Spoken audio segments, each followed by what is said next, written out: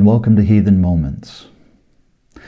Today I'd like to talk about the words heathen and Asatru. These words are often used interchangeably, when in fact they have separate meanings. The usage of heathen likely began in the beginning of the Christian era, and was used to separate Christians from non-Christians. The literal meaning of heathen in the Merriam-Webster dictionary is as follows: of or relating to people or nations that do not acknowledge the God of the Bible, of or relating to heathens, their religions, or their customs. Before I comment on this, I'd like to go further into the definition. What do pagan and heathen really mean? Pagan is derived from the late Latin paganus, which was used at the end of the Roman Empire to name those who practiced a religion other than Christianity, Judaism, or Islam. Early Christians often used the term to refer to non-Christians who worship multiple deities. In Latin, paganus originally meant country dweller or civilian. It is believed that the word's religious meanings developed from the enduring non-Christian religious practices of those who lived far from the Roman cities, where Christianity was more quickly adopted, or from the fact that early Christians referred to themselves as soldiers of Christ, making non-believers civilians. The definition and etymology of heathen overlap with those of pagan. Both words denote an unconverted member of a people or nation that does not acknowledge the God of the Bible, and heathen, like pagan, is believed to have come from the term for a country inhabitant, or in this case, a heath dweller. Both words have developed broader and pejorative meanings over time, with pagan being used to mean an irreligious or hedonistic person, and heathen uncivilized or strange.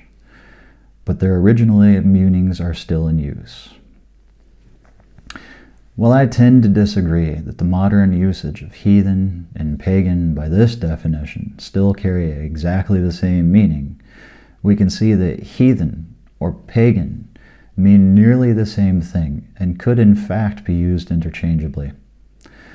My simple answer to the question, what is a heathen, is one who is not of an Abrahamic religion. Realistically, any mainstream religion could fit within this description. As you can see, heathen is almost a derogatory word suggesting that those who are not Christian are simply unsophisticated country folk. Today, this is really no longer the case, since the majority of the people in this world have at least a basic education and are civilized. So heathen is used to describe a person or something a heathen does. Asatru is a somewhat new term, founded with the reconstruction of the religion itself in the 70s. The exact definition of the word varies slightly depending on where you read or hear it. The generally accepted meaning is as follows: Asatru, a religion reconstructed from Old Germanic religion that involves the belief in and worship of the Asir. More simply put, Asatru, true to the Asir. After looking at the actual definition of the two words, you now know, if you didn't already, that heathen is the person and Asatru is the religion. An Asatruar is an adherent of Asatru, with the plural form being Asatruars. Now that we know the actual definitions of these words, we can make better use of them.